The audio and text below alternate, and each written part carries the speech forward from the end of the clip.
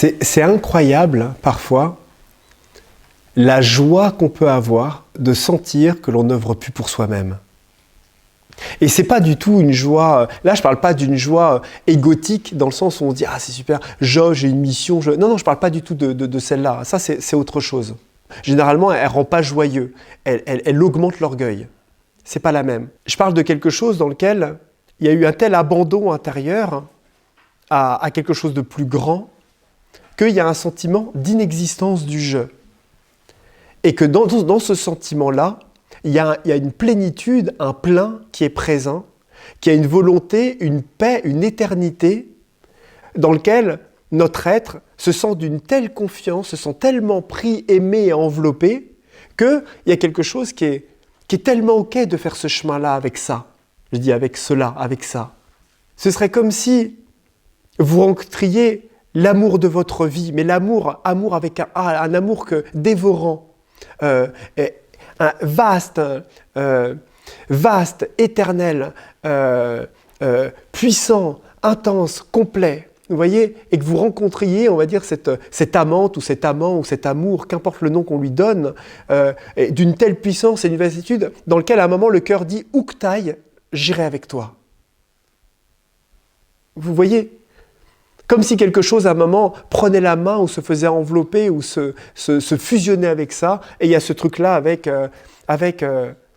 j'ai du mal à expliquer les choses, mais c'est comme si quelque chose, c'était d'une éternité dévorante.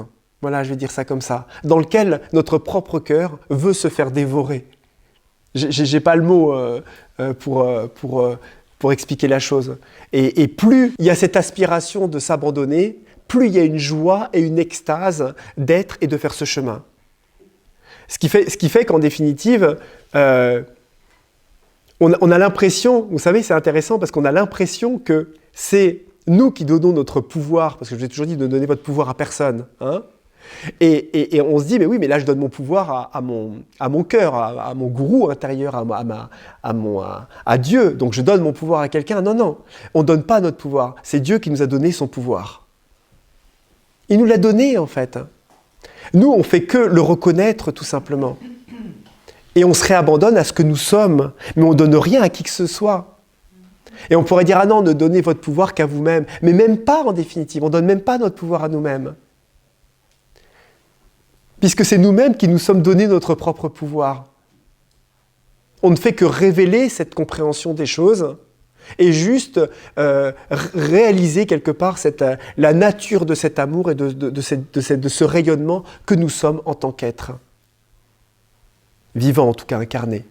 Donc c'est ça qui est extraordinaire. On ne donne rien à personne en fait.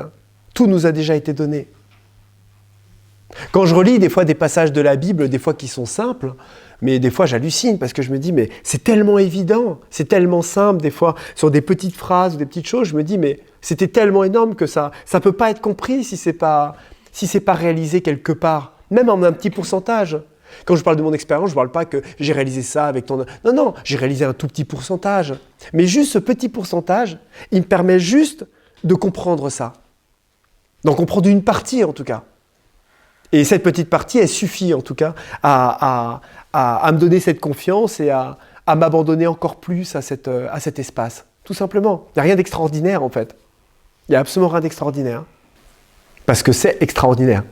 La vie est tellement extraordinaire, partout, c'est la grâce à chaque instant, pour tout, pour chaque plante, pour chaque chose, pour chaque conscience, quand c'en est devenu tellement banal que ça n'a rien d'extraordinaire.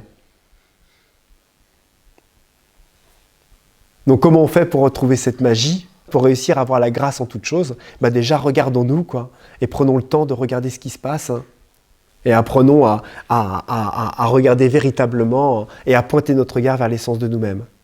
Et vous verrez que c'est extraordinaire.